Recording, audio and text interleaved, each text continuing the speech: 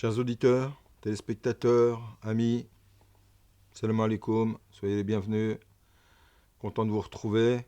Aujourd'hui, on va faire un petit encadré spécial au Cheikh Khaled Ben Tounes, le chef spirituel, le guide spirituel, le maître spirituel de la tariqa de la Sainte Voie Alaouia, Chadiliya, Mohammadiya, qui a organisé les 28 et 29 septembre 2015, comme le montre cette affiche, un congrès au sein donc de la maison de l'UNESCO à Paris, sur 2 jours, qui était intitulé L'islam spirituel et les défis contemporains. Congrès auquel j'ai eu l'honneur d'être invité et auquel j'ai participé, mais au cours duquel je suis intervenu, notamment personnellement c'était sur les relations entre René Guénon et le Cheikh El Alaoui, c'est-à-dire l'influence de la voie alaouia au sein des convertis occidentaux et dans l'Occident de manière générale, puisque parmi les toutes premières zaouïas islamiques, initiatiques, spirituelles qui se sont installées en Occident, et donc essentiellement à l'époque en Hollande, en France, en Angleterre, ce fut la alaouia. Donc on s'aperçoit que le Cheikh Alaoui très tôt a eu des vues sur l'Occident et a eu des vues sur les reprises de relations normales entre l'Orient et l'Occident. Et pour ceci, il s'inscrit dans la suite de l'émir Al-Qadr, bien évidemment, à plus d'un point, mais là n'est pas le sujet. Le sujet est de parler de cet événement, car c'en est un, qui a réuni, on hésite entre 1600 et 2000 personnes, selon les différents chiffres qui ont pu être donnés, qui a été donné à la maison de l'UNESCO. C'est pas à la MJC du coin, hein, c'est la maison de l'UNESCO, il n'y en a qu'une à Paris. Plus de 100 représentants des délégations étrangères étaient présents, ministres algériens, des maires, des préfets, etc. Bon, il y a eu un monde vraiment impressionnant. Ça a été un moment très fort. Alors, je marquerai tout de suite une des raisons pour lesquelles je parle de cet événement. Pourquoi je parle de ces 2 jours? C'est parce que les médias n'en ont pas parlé. Et là, pour moi, vraiment, ça pose question. Je m'interroge vraiment, parce qu'il y a eu une organisation plus que professionnelle, de premier ordre. Une organisation faite par l'association Aïssa, qui s'est occupée du début à la fin et des intervenants, du public, des locaux, des différentes interventions, des repas, etc., etc. Les relations aux médias, à la presse, il y a eu des médias étrangers, etc. Beaucoup de monde. Où est-elle la France? Et quand je dis la France, je m'entends bien. Où était le représentant du ministère de l'Intérieur, ministre des Cultes, place Beauvau? Y avait-il un représentant de la mairie de Paris? Gros point d'interrogation. Pas à ma connaissance. Y a-t-il un représentant du gouvernement français? Il y avait des chrétiens, il y avait différentes obédiences, différentes tendances qui étaient présentes. Ils ont répondu présents, ils sont venus fraternellement, pactiser avec nous, avec le cheikh Khaled, qui a lancé à cette occasion un message de paix vibrant, fort, très fort, courageux, avec des mots justes. Je ne peux que saluer cette initiative tellement elle a été magnifique. Des intervenants dont je citerai quelques-uns, Madame Bariza Khiyari, Madame Anne Belinda Press, donc, qui était la chef de la section de dialogue interculturel de l'UNESCO, Monsieur Denis Grill, Monsieur Tayeb Chouiref, Yassine Benabid, Nasser Din Mouhoub, moi-même, Naïma Renim, Khaled Roumou, Inès Safi, Jean-Pierre Perrin, Suad Hakim, Boris Cyrulnik, Éric Geoffroy, Dominique Régnier, Ghaleb Benchir, Saad Khiyari, Leili Anvar, Abdel Nour Bidar, et ce pour la première journée. Nous verrons que la deuxième journée n'était pas dépourvue non plus en invités de marque, où on avait Mohamed Amin El-Husnat Shah, Yeni Zanouba Wahid, Mohamed Salah ad-Din Mstawi, Abdullah Sherif Wazani, Mustafa Cherish, qui est le mufti donc, de la Bosnie-Herzégovine, Cheikh Ahmed Mohamed Tayeb, qui, à ma connaissance, n'a pas pu se déplacer, j'ai pas souvenir de l'avoir vu, Samir Frangier, Sadr Salam, Mohamed Nadir Aziza, Bernard Monteau, Jean-Paul Delavoye, François-Paul Blanc, Philippe Dessin, Issam Toualbi Thalibi, Wassila Tamzali, Tariq Obrou, Sheikha Nour Artiran, Edoui Plenel, Virginie Larousse. Bon, vous en convenez avec moi, on a du beau monde, on a des gens connus, on a des gens de premier plan, intellectuellement extraordinaires. Je soulignerai le discours de Ghaleb Benchir qui m'a scié. Il livré ses triples, il a mis le cœur sur la table, il a dit des vérités qui ont résonné dans toutes les oreilles, des vérités qu'on ne peut plus nier aujourd'hui, des vérités qu'il porte, pour lesquelles il se bat.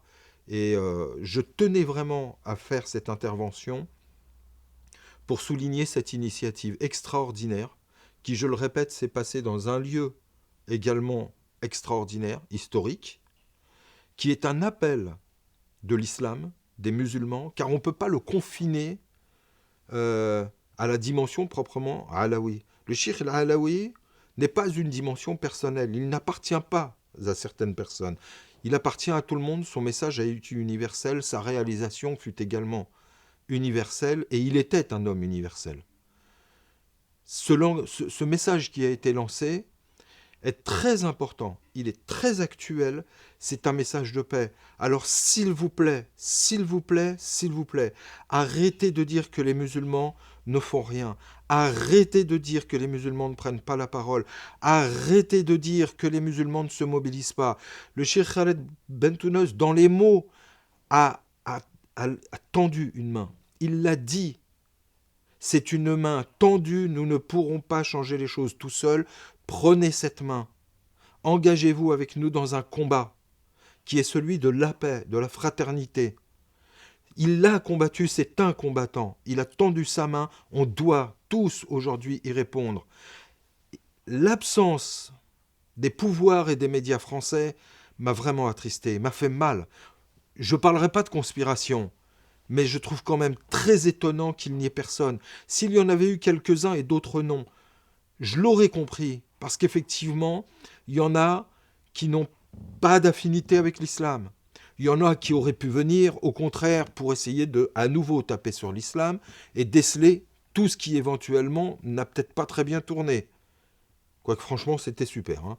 Mais tous ceux qui sont objectifs, qui sont journalistes, qui ont le devoir d'information, où étaient-ils ? Je le redis, au cas où je ne parle pas très bien le français, je ne sais pas. Où étaient-ils ? Ils ont été contactés. C'est une absence totale. Et des médias, et des représentants politiques. Ça se passe dans le cœur de Paris. Des fenêtres, on voyait la Tour Eiffel. On est à côté de Paris. Des ministres étrangers qui sont là. Des diplomates, plus de 100 qui étaient présents, quasiment 190. Je tenais à le souligner, je tenais à l'appuyer, et je tenais, au-delà de toutes les différences qui peuvent permettre de nous distinguer les uns des autres, entre musulmans, mais entre musulmans et non-musulmans également, il faut vraiment saisir l'importance du message qui a été délivré les 28 et 29 septembre à l'UNESCO par une assemblée de musulmans qui ont tendu une main de paix, une main de réconciliation, une main pour crier que nous ne sommes pas des assassins, que ce que l'on qualifie aujourd'hui de Daesh, de Al-Qaïda, etc., c'est fabriqué, c'est pas musulman. C'est du pétrodollar qui est derrière. Ce n'est en rien l'islam. L'islam était présent à l'UNESCO, l'islam a été représenté et porté. Et plus de 1000 personnes, on en a compté quasiment jusqu'à 2000, étaient présentes. C'est pas rien. Elles ont porté un message. Pourquoi ne véhicule-t-on pas ce message ? Pourquoi n'est-il pas diffusé ? Gros point d'interrogation. Que cherche-t-on ? Que veut-on ? Pour donner un exemple, le lendemain de cet événement était l'anniversaire de la mort de John Lennon dans Central Park à New York. Des Américains, plusieurs centaines, 300 ou 400 personnes, se sont retrouvées sur le lieu et en se donnant la main, ont dessiné le sigle Peace and Love en mémoire de John Lennon. Alors ça, par contre, on en parle. Très bien, c'est un message de paix, très bien. Pourquoi ne parle-t-on pas des milliers de musulmans au cœur de Paris qui ont donné un message de paix pendant 48 heures, qui ont tendu une main franche? Pourquoi on n'en parle pas? C'est attristant, sérieusement, c'est attristant, ça fait mal au cœur.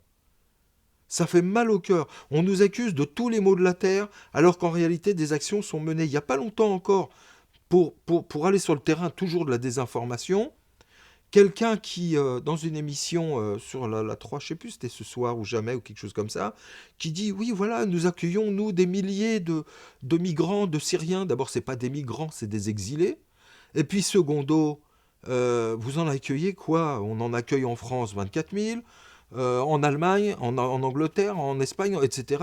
Quoi? 10 000, 100 000, 50 000. Le Liban, qui est quoi, gros comme l'Île-de-France, il en accueille 1 million, plus d'1 million. 1 million 200 ou 300 000. En Turquie, il y en a déjà plus de 2 millions. Et on ose quoi? Nous dire quoi? Oui, nous on en accueille des dizaines de milliers. Que font les musulmans? C'est le silence, ils accueillent rien, ils font rien. À quoi on joue? Qu'est-ce qu'on veut? Quand est-ce qu'on va comprendre qu'il y en a dont le fonds de commerce est le choc, est la guerre de civilisation, comme le disait Huntington? Quand va-t-on comprendre que des gens ont instrumentalisé ce message pour leur fonds de commerce? Ça rapporte. Ça rapporte. Quand va-t-on comprendre qu'il y a beaucoup plus de gens qui désirent la paix, qui vivent en paix, qui prônent la paix, qui parlent de paix? Quand va-t-on le comprendre?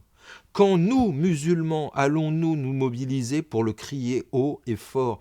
Quand nous, musulmans, allons prendre ce micro que l'on ne veut pas nous donner? Quand nous allons-nous créer des médias que l'on nous interdit, dont on nous interdit l'accès? À nous de crier haut et fort, car les actions sont existantes, les mains sont tendues, mais pour l'instant, il n'y a pas de réponse. On va rester sur une note positive, comme c'est notre habitude, puisque un de mes versets préférés, c'est « La taqnatu min rahmatillah ». Ne désespérez jamais de la grandeur de la miséricorde divine. Et je sais très bien que les choix des pouvoirs politiques ne sont pas les choix d'une population. Le traité de Lisbonne a été là pour nous le prouver.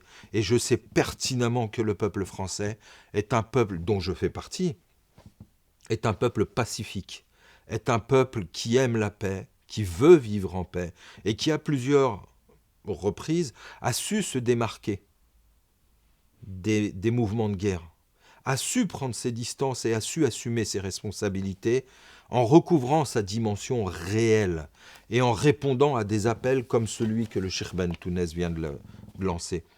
Je vous conseille vraiment, pour connaître cet homme qui est la figure qui incarne le mouvement alaoui actuellement, d'acheter quelques livres qui parlent de lui, ou dans lesquels il s'exprime, ou dans lesquels il donne la vision de l'universalisme que véhicule sa voix, qui est la alaouia, et qui aujourd'hui encore nous permet de ressentir l'effluve de ce grand maître du début du XXe siècle, que fut le Cheikh Ahmed Ben Mustafa al-Alaoui radiyallahu anhu, et qui nous a légué un message historique dont on doit s'inspirer encore aujourd'hui, qui a été un combattant pour la liberté, un combattant avec sa plume, un combattant avec son âme, un combattant avec sa science, avec son amour et avec sa réalisation spirituelle. Il a été un modèle.